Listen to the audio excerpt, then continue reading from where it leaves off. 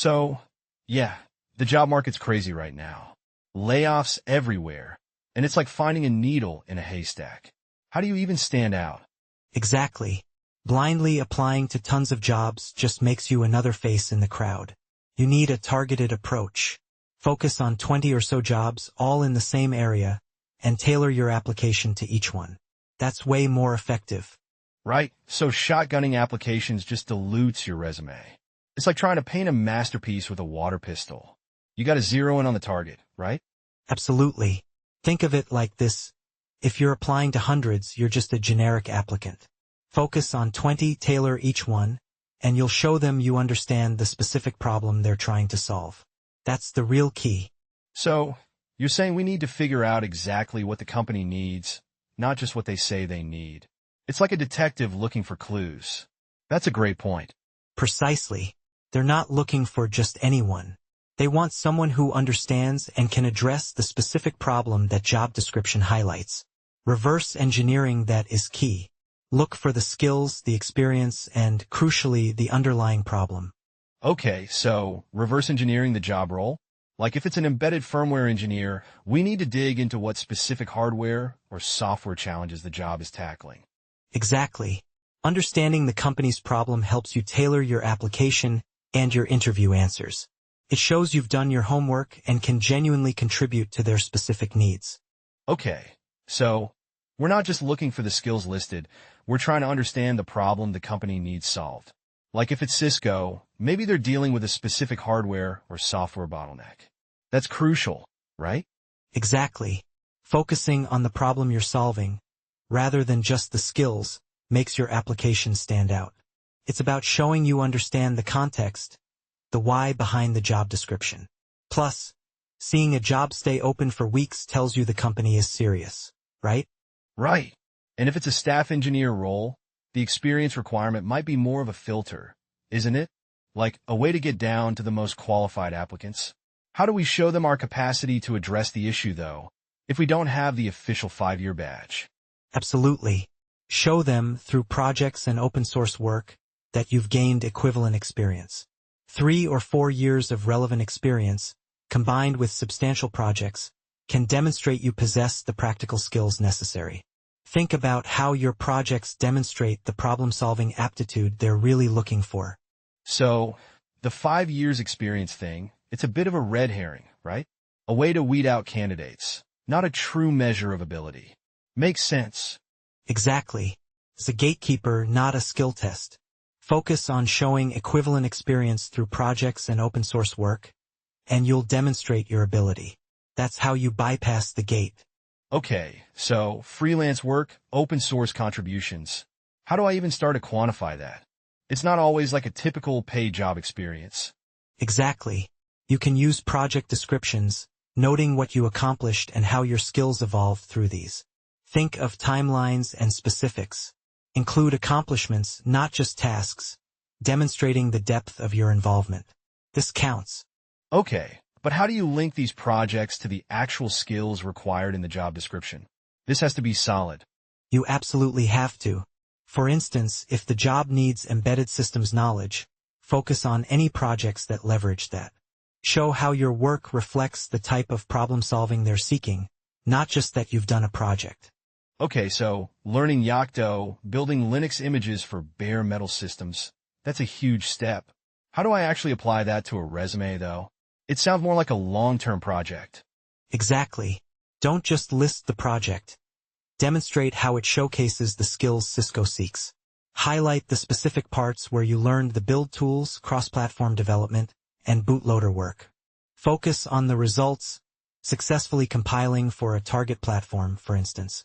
Okay, and what if I'm not working with a Raspberry Pi or STM32? I mean, I don't have that hardware on hand. Totally get that. You can still showcase the skills. Document your research and the challenges you faced, and the process you followed to tackle them. If you're learning C++, focus on similar challenges related to bare metal development, like creating simple bootloaders or device drivers. But go build a project. Is it really just me building something and documenting it? Isn't it going to be a massive time commitment? Not necessarily a massive time commitment. It's about focusing your learning. Break it down, start with a simpler target, not necessarily a physical device. Work on smaller pieces of the project like specific build tools or bootloader code, as you master them to show progression and commitment. The key is to show you can apply those learned skills. Okay, but that doesn't translate to the 5 years requirement easily. It's not about replacing 5 years of experience. It's about showing equivalent competency in a shorter time frame. Focus on depth and thoroughness in the projects you undertake, and showcase what you've learned. The quality of your learning will shine through. Okay, so writing an HTTP server in C++ or a bootloader. That's ambitious. Where do I even begin? Seems like a lot of ground to cover. Yeah, breaking it down is key. Start with a simpler HTTP server, maybe a basic one for local use, focusing on the core components. Focus on the core concepts first, and then gradually build in features like handling different HTTP requests. Then, a basic bootloader can start with very limited functionality. Don't try to build something overly complex. Progress. Okay, but how do I show that I understand TCP, IP, or learning from Beja's guide? That's a lot of theory. You don't just need to understand it, you need to apply it. Focus on smaller projects that incorporate networking concepts. For example, use the knowledge to build a simple C client to connect to a server you created. Build on this to prove your understanding, or maybe integrate it into a slightly more complex network service. That's how you demonstrate practical knowledge. Right, but how do I show this appetite for learning? I mean, do I put a whole section on my resume for my learning journey? No. Incorporate your learning process into the projects you build. If you're using Beja's guide, for example, talk about how you used the guide to learn a specific concept. For example, gained proficiency in understanding C implementation of networking protocols like TCP, IP, by utilizing the concepts from Beja's network guide. Show how your projects demonstrate your desire to tackle new challenges, and the specific methodologies used for learning. It's about showing the process of learning, not just the end product. Okay, so multi-threading. It sounds like I need to take my existing C++ HTTP server and make it use threads.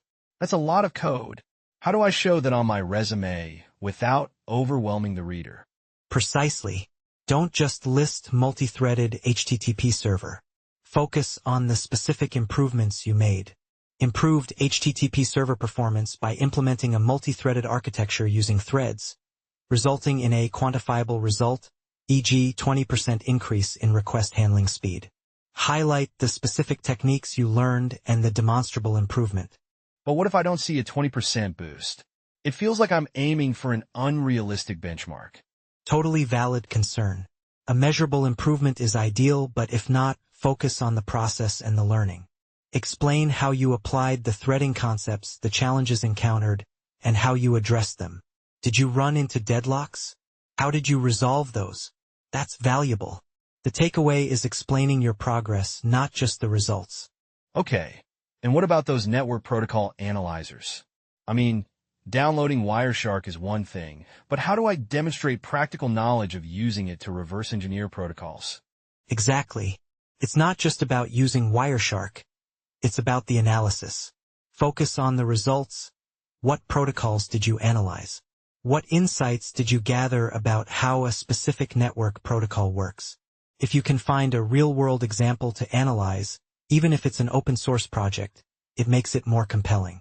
This is a fantastic way to demonstrate that appetite for learning. Okay, so Wireshark, I can download it, but how do I actually use it to reverse engineer protocols? It feels a bit abstract. Exactly. Think of a specific protocol you're interested in, say, a proprietary network protocol used in a certain device or even a simple open-source protocol. Try capturing the traffic related to that protocol. Analyze the packets. What's the structure? What are the patterns? Can you identify the fields, the data types, and how the protocol works? Write up a summary of your findings, like a little report on the protocol. A report? Does that go on my resume?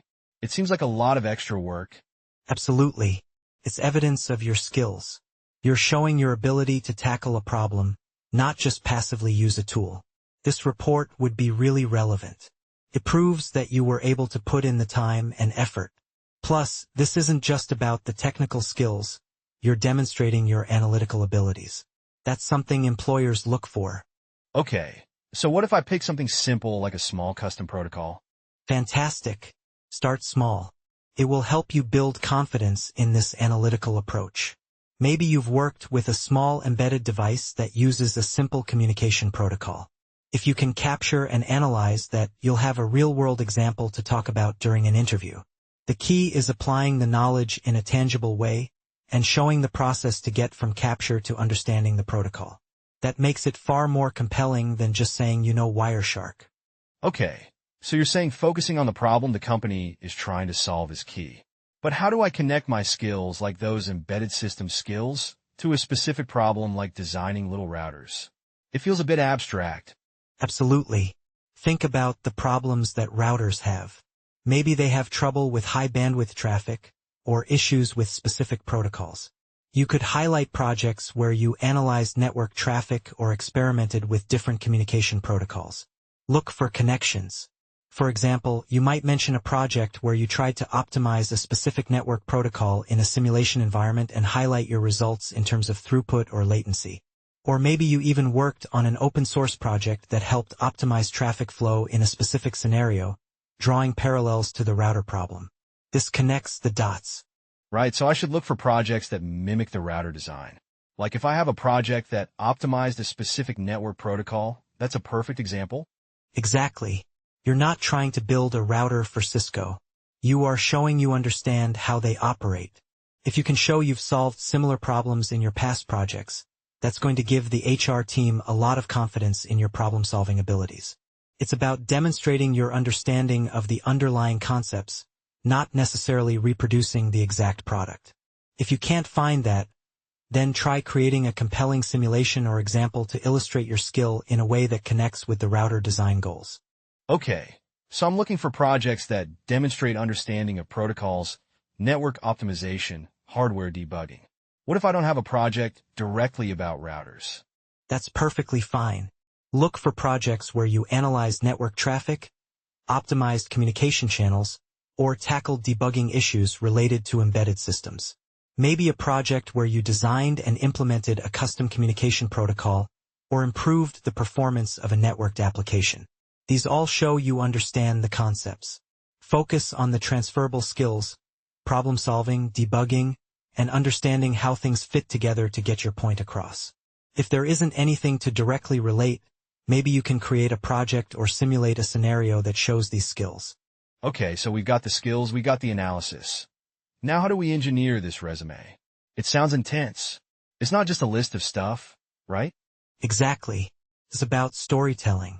Think about your resume as a concise narrative that shows the hiring manager why you're the solution to their problem.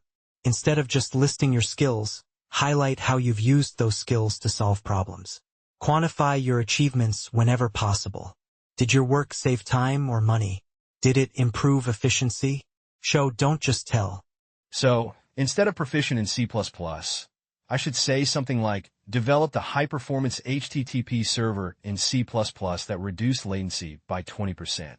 That's more impactful, right? Absolutely. Show the impact of your work. If you built a custom communication protocol, describe the results, faster communication, reduced error rates, or better resource utilization. Mention specific projects related to embedded systems, and discuss how your work there aligns with the company's problems. This is what makes your resume truly stand out. But what if I don't have hard numbers like that for every project? That's okay. Focus on the process. Describe the problem you solved and the steps you took to solve it. Emphasize your critical thinking, problem solving, and your ability to learn quickly, especially if you're tackling something new. Detail the challenges you faced and how you overcame them. It's the story that demonstrates your capabilities. Okay, so I should focus on the how instead of just what for every skill. I see. This sounds like it might take time.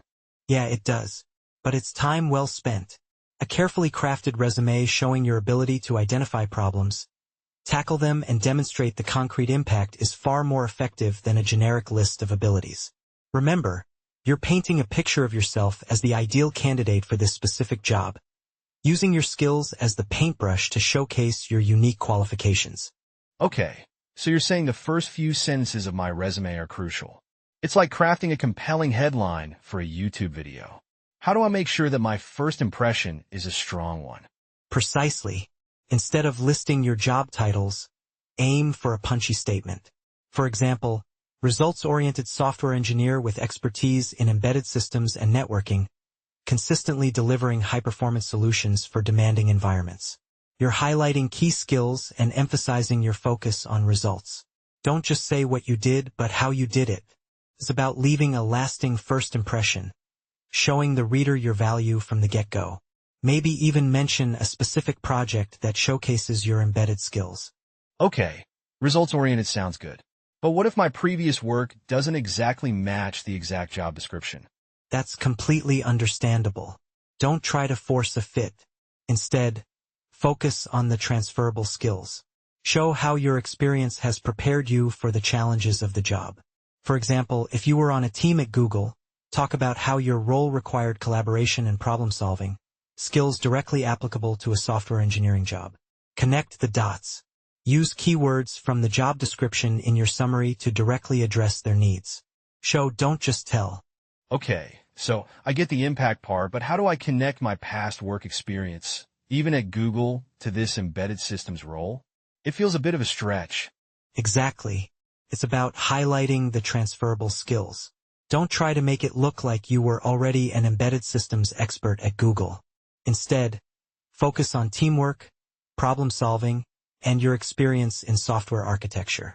Show how those skills applied to developing and managing complex software systems, and how that translates to working on embedded platforms.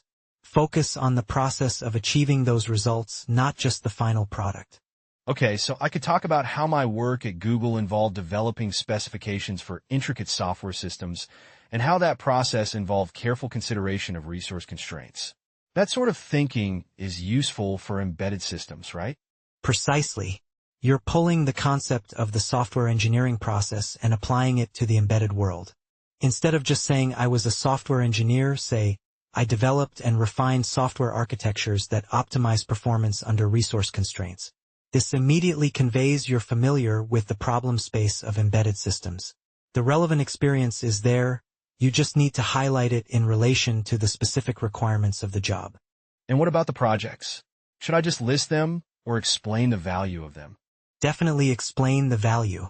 Instead of just saying I wrote a custom HTTP server, say I designed and implemented a custom HTTP server in C++ utilizing the QUIC protocol over UDP, reducing latency by 20%. Talk about the results, not just the process.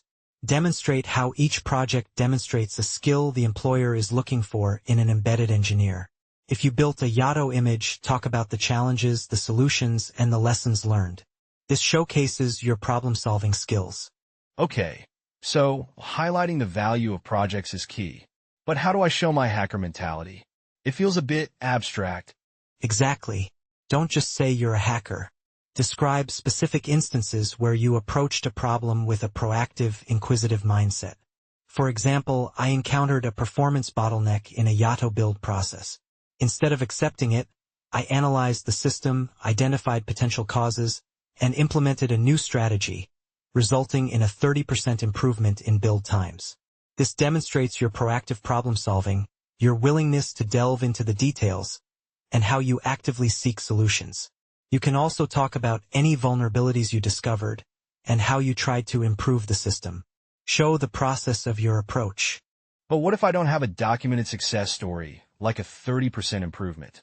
How can I convey this hacker mentality if it hasn't manifested in a huge, quantifiable way yet?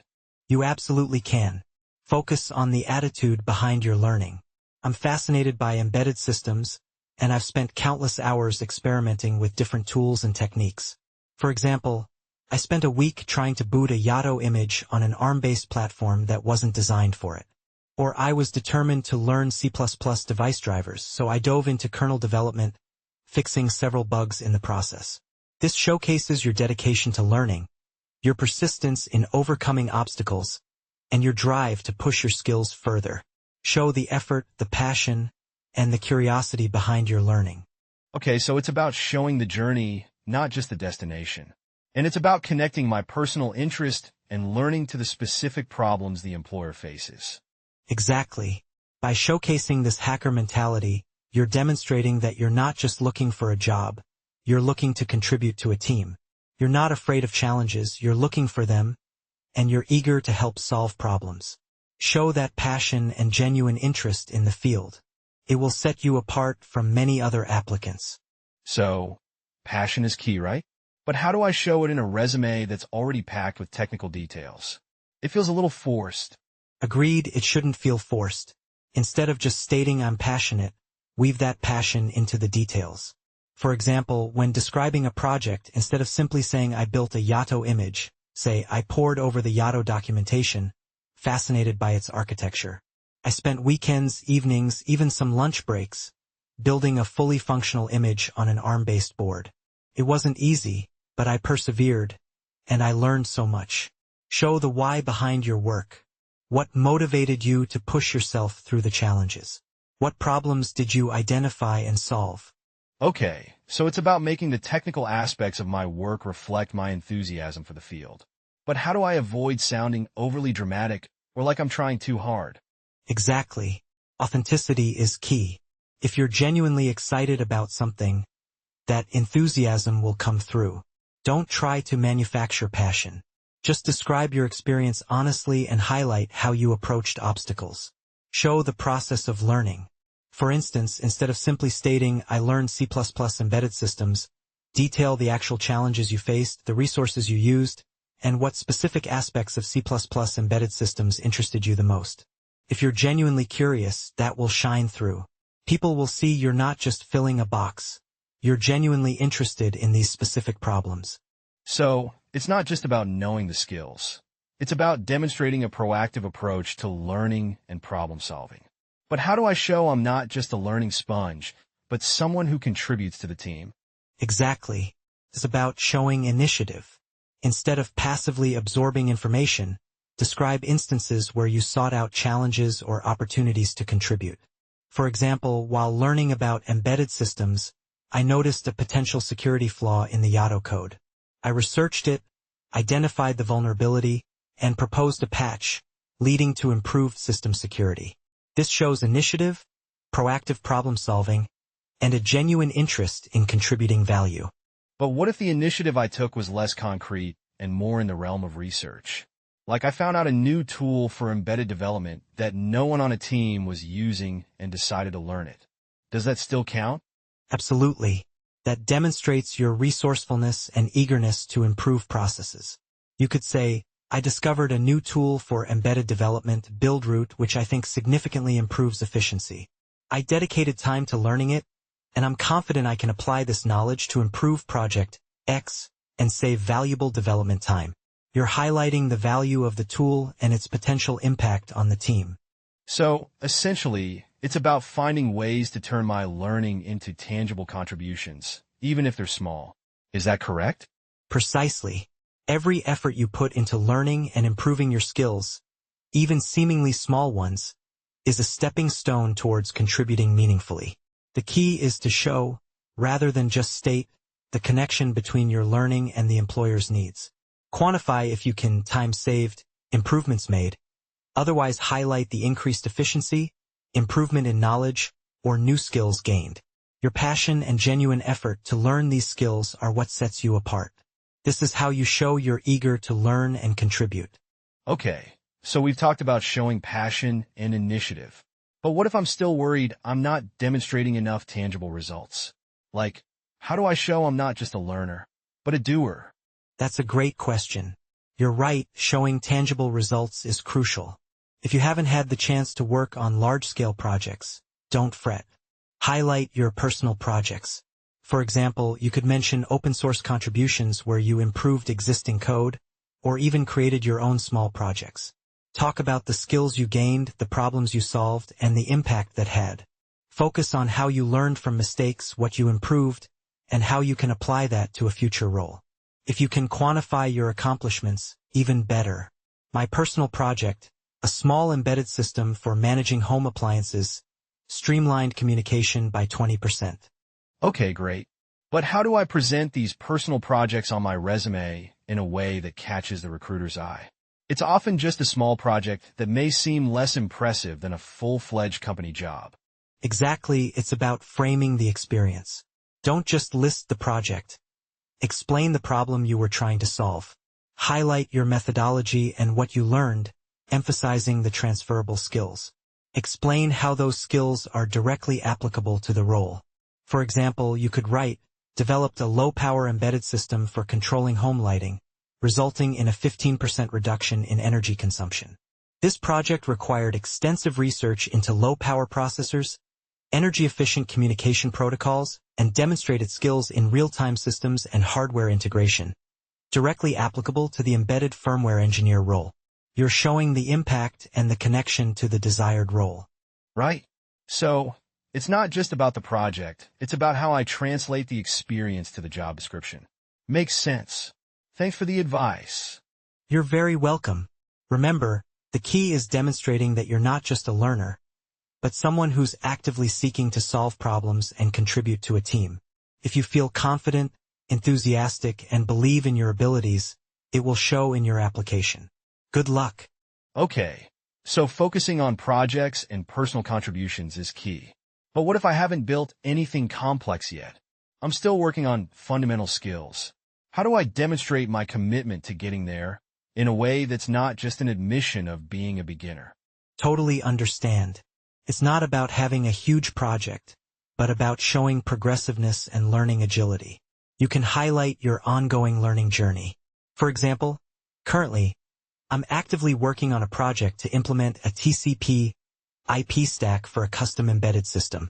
While still in progress, this project demonstrates my dedication to developing C/C++ skills for embedded systems and my willingness to tackle increasingly complex problems. You're showcasing your current work and your desire to move to a more advanced level. Right, so it's about focusing on the process of learning and demonstrating a forward momentum rather than just where you are right now. Makes sense. But how do I show effort beyond just learning? How do I show my thought processes? Exactly. You can describe your approach to learning. To master multi-threaded programming, I began by studying foundational concepts in C.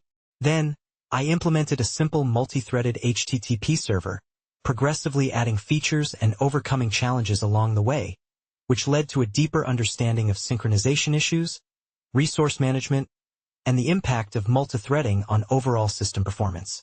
This process demonstrates my methodical approach and eagerness to refine my understanding. You're not just saying you're learning, you're describing how you learn and what you've already accomplished in the process. Okay, that makes a lot more sense. So, essentially, it's not just about the project, but about describing the thought process and learning journey leading up to the project. I feel much more confident now. Thanks. You're very welcome. Remember, your learning journey is a valuable asset. Highlighting your active learning approach, problem-solving skills, and how you continuously improve through challenges will leave a lasting impression on the recruiter. This shows genuine dedication rather than just claiming you know the theoretical concepts. Good luck with your job applications. Okay, so I understand the importance of showing a hacker mentality. But how do I convey that in a way that's not just bragging or sounding like I'm trying too hard? I don't want to come across as overly aggressive. Right. A hacker mentality isn't about arrogance. It's about genuine curiosity and a passion for solving problems. You can show this by describing how you approached a challenge, even a small one. For example, when I encountered a specific error in the Yotto build process, instead of giving up, I dove into the documentation, and after hours of trial and error, identified a configuration mismatch. This led to a much more efficient build process. I found this debugging process satisfying and challenging, and I'm excited to apply similar problem-solving skills to complex tasks at Cisco. You're describing a process, emphasizing the intellectual curiosity behind the problem-solving. So, it's about how you solve the problem, not just what the problem was. Okay, I see. What about the appetite for learning part? How can I present that without sounding like I'm just saying I'm a sponge? Exactly. Don't just say I love learning. Connect it to specific examples. I've been actively following industry blogs related to embedded systems, learning about the latest architectures and technologies. Specifically, I've been exploring they mention a particular relevant technology/article. This proactive approach to keeping up to date in the field and researching new techniques demonstrates my eagerness to stay at the forefront of embedded system development. You're showing the recruiter that you're actively engaging with the field, not passively absorbing information. Good points. So it's about showing, not telling. Great advice. Thanks again. You're very welcome. Remember, your enthusiasm and genuine interest in the field will shine through if you frame your experiences and learning process correctly. Focus on the problem-solving approach, the curiosity, and your proactive learning. Your genuine passion will be infectious and make you stand out in the hiring process. Good luck. Okay, so I've got a decent grasp on how to showcase my learning process, but what if my projects aren't directly related to the job description? Like I've got a strong foundation in C++, but mostly focused on game development. How can I bridge that gap to something like embedded firmware engineering? That's a great question, and totally understandable. You absolutely can leverage your existing skills. Think about the transferable skills, problem-solving, algorithm design, data structures, and software design principles. For example, you could say, while my previous projects focused on game development, I consistently strive to optimize performance and resource management within the engine. This experience honed my understanding of complex systems and my ability to structure code efficiently.